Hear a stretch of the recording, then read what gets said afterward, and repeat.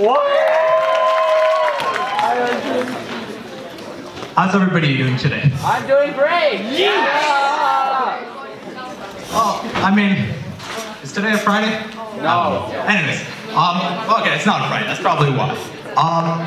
So let's just start off. I want everyone to imagine a world where you could do anything. A world in which you could be anyone. A fantasy world, a crafted world that's everything that you can make of it. So this world is virtual reality. So today I'll be talking to you about virtual reality and augmented reality and all the cool applications of it. Imagining worlds that you could only dream of, creating these worlds. So, meet my friend Lucas the Spider. Hi, Lucas. Lucas is an adorable little CGI spider that was created by some guy named Joshua and his little cousin. Not for any particular reason, but just for fun. And it took the world by storm. And so now it has over 150 million views of this adorable spider, and there are so many people that have fallen in love with him because of just how adorable he is. And so I'll be honest with you, if I see something like creepy or something crawling around in my bathroom, I'm gonna bolt out of there. I really don't do well with bugs or like insects, but I have no problem with Lucas. And why is that? It's because he's not real. He's just been created. He's been like created into this adorable, into this very cute idea. And so if I were to talk to Lucas, I wouldn't have any problems with that.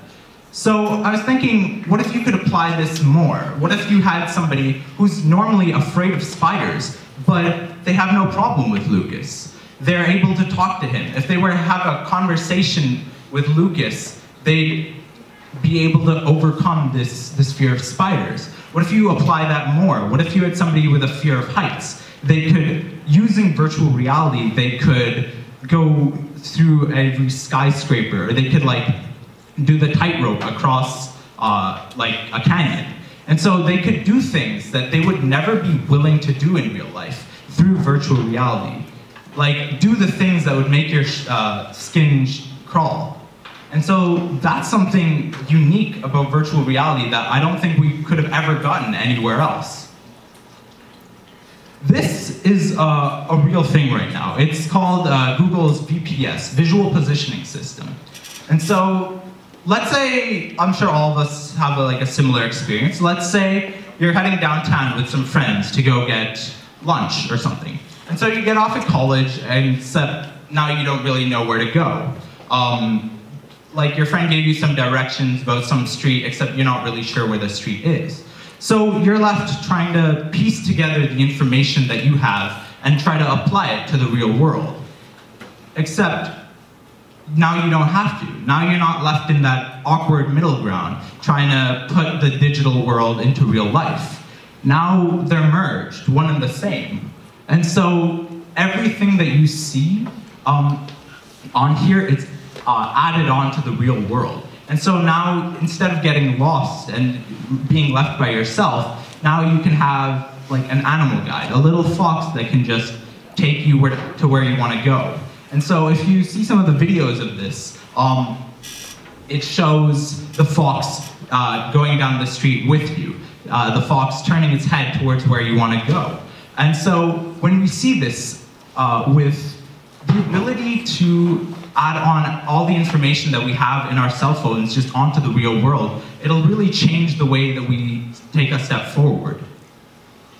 So now, applying it to our lives. I'm sure we've all had a teacher drone on and on about facts that we don't really understand, because to us it's all just like words and terminology that's just spewed out of a textbook and we don't really get it. But imagine being able to see it, being able to like experience what it is that you're learning.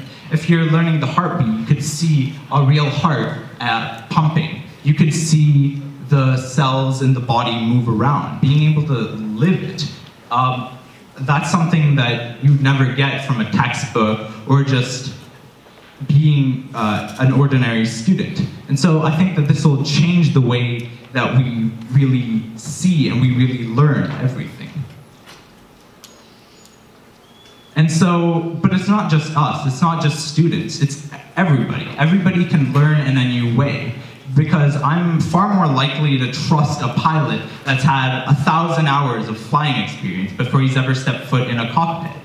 So imagine if they were able to experience these new things without ever having the danger or ever having the risk of the actual situation. Surgeons who could perform surgery without anyone's lives being at risk. Or, again, like pilots who are able to experience and see what it is to fly before being in a metal cage 10,000 feet above the air. And so with this technology, it's taking all this information, taking all the potential knowledge and really materializing it into your world. And so you can see things that you would never see. Being able to like change the shape, seeing the way an atom works right in your palm of your hand. And so imagine just being able to see everything, being able to experience everything. That's going to change the world. And so the real reason that I started this topic was because I saw Ready Player One and all the virtual reality stuff in that movie.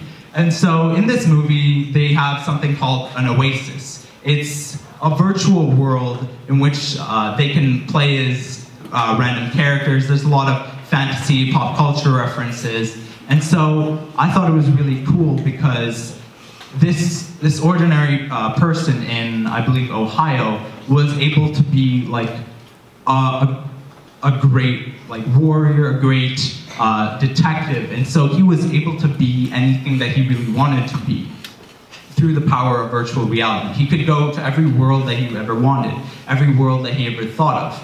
And so now we're not just left with storybooks or movies. We're not just passive spectators. Now we're changing it from just a story that we're watching, a story that we're seeing, and now it's becoming our story.